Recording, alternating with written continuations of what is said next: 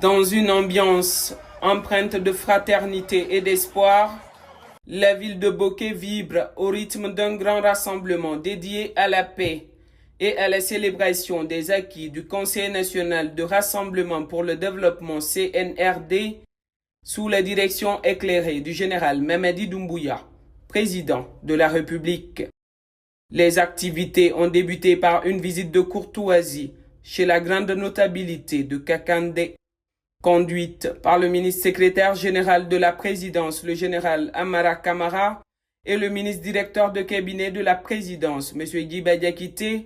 La délégation gouvernementale a tenu à transmettre les salutations chaleureuses du chef de l'État, son Excellence le général Mamadi Doumbouya, à la notabilité de Bokeh, venu des 4 coins de la ville pour assister à cette rencontre. Cet événement marquant a également réuni autorités locales et citoyens venus en masse pour témoigner de leur soutien aux actions du chef de l'État. Ce geste symbolique démontre l'importance de l'unité et du dialogue entre les différentes couches de la société guinéenne. Les sages de la ville, touchés par cette marque de respect, ont exprimé leur gratitude envers le président de la République et ses collaborateurs, affichant leur totale reconnaissance pour les réformes infrastructurelles réalisées dans la ville. Ensuite, la délégation a pris part au lancement des travaux de construction de l'antenne régionale du Centre du Fonds de développement social et de l'indigence, FDC, à Bokeh. Ce projet nécessaire vise à répondre aux besoins des populations vulnérables de la localité. À travers la construction de cette antenne régionale, le FDSI se rapproche encore davantage à celles et ceux pour qui il existe, à savoir les populations en situation de vulnérabilité, les indigents, les femmes, les enfants et tous ceux et toutes celles qui méritent notre attention sociale renforcée. La ministre de la Promotion féminine, de l'enfance et des personnes vulnérables, Charlotte Daffé, a dans sa prise de parole mis l'accent sur l'importance du développement social, situé au premier rang des axes prioritaires de la refondation. Le bâtiment R+2, qui sera exécuté par une entreprise locale, permettra de répondre aux besoins des personnes vulnérables de Kakandé. Nous voici à Bokeh ce jour pour célébrer les acquis du Comité national du Rassemblement pour le développement CNRD. En nous réjouissant des avancées notoires en un temps record dans le domaine économique et celui des infrastructures physiques, nous exprimons la même satisfaction de voir émerger des services à vocation sociale. C'est donc avec l'assurance que la prise en charge du développement social et de l'indigence se concrétise de jour en jour que je prends la parole ce matin, ici à Bokeh, pour saluer la vision de son Excellence, Monsieur le Président de la République, le général Mamadi Doumbouya, de ne laisser aucun Guinéen à la marge. Lorsque le chef de l'État affirme que le social est le premier pilier de la gouvernance du CNRD, c'est une conviction qui se traduit dans l'amélioration du quotidien des populations les plus fragiles. Cela suppose une présence effective de l'État social sur le terrain dans chaque circonscription administrative. Parmi les projets phares, la construction de la route Bokeh-Gawal, longue de 185 km, a été annoncée.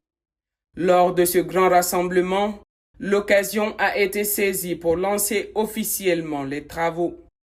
Ce chantier, qui s'inscrit dans une dynamique de désenclavement, vise à renforcer la connectivité à travers la modernisation des infrastructures.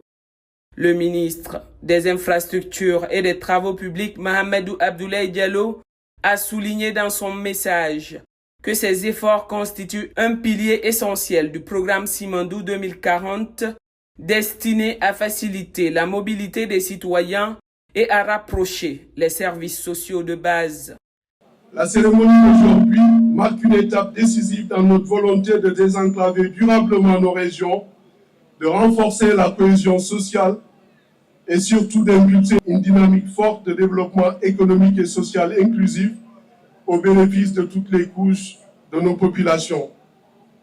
Conformément à la vision Simandou 2040, impulsée par son Excellence le général Mamadi Doumbouya, président de la République, chef de l'État, la modernisation des infrastructures constitue l'un des piliers majeurs de la refondation de notre pays. C'est dans cet esprit que le ministère des Infrastructures et des Travaux publics projette à l'horizon 2040 la mise en œuvre de 2 grands corridors structurants. Un corridor nord qui va passer de Conakry jusqu'à Kouré-Malé, en passant par les villes de Boké, Gawal, Labé, Tougué, Dinguiraye, Sigiring jusqu'à la frontière avec le Mali, sur une distance de 885 km. À côté de ce corridor nord, on érigera un corridor sud Simandou qui reprend les tracés du chemin de fer allant de Forêt-Karia jusqu'à la frontière avec la Côte d'Ivoire, à Senko, en passant par les villes de Forêt-Karia, Kindia, Mamou, Kissidougou, Kerouané, Beila, jusqu'à Senko, long de 805 km. La route Boké-Gawal constitue l'une des premières phases concrètes de la réalisation de ce vaste et ambitieux projet structurant. Elle est aujourd'hui une réalité tangible, rendue possible grâce à la volonté politique affirmée du CNRD sous le leadership du général Mamadi Doumbouya. Au nom du chef de l'État, son Excellence le général Mamadi Doumbouya, le général Amara Kamara s'est félicité du lancement des travaux de construction de la route Boké-Gawal, qui constitue un jalon important au cœur du 3e pilier du programme Simandou 2040.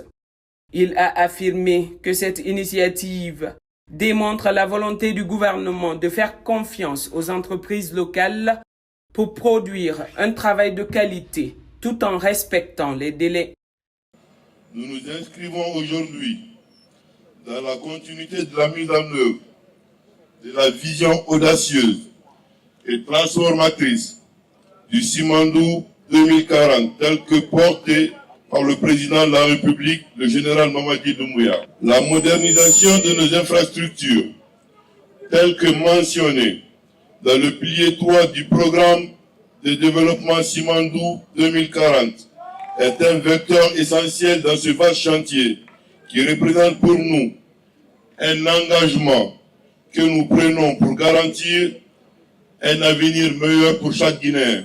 À l'instar des autres routes nationales, la RN 23 facilitera également l'accès au marché pour les producteurs locaux et réduira les trajets tout en rapprochant nos concitoyens des services sociaux. Un autre point important de cette cérémonie est de démontrer à la face du monde que son Excellence, Monsieur le Président de la République, sait faire confiance au savoir-faire local.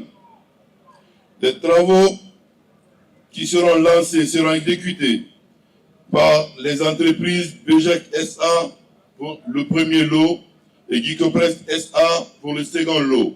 Je rappelle que ces entreprises ont une double responsabilité qui consiste à réaliser des travaux de qualité et de véhiculer une image très positive de notre savoir-faire national dans le secteur des travaux publics. Nous ne doutons pas de leur capacité, mais nous veillerons tout de même à leur régularité, notamment en ce qui concerne les délais d'exécution ou au respect des cahiers de charges.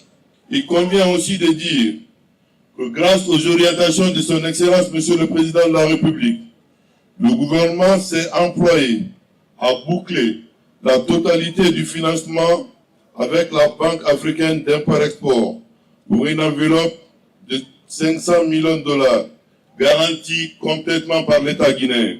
En réalisant ce projet, nous affirmons notre volonté de nous inscrire dans une dynamique de développement régional cohérente et ambitieuse. La vision du chef de l'État se dessine ainsi. Une Guinée moderne, connectée et prospère. Pour clore cette journée mémorable, la délégation gouvernementale s'est acquittée de son devoir religieux à la place des martyrs. Ce tact hautement spirituel auquel s'adonnent les autorités guinéennes lorsqu'il le faut permet de renforcer les liens entre la population et leurs dirigeants et illustre l'importance de la foi dans la construction d'un avenir meilleur.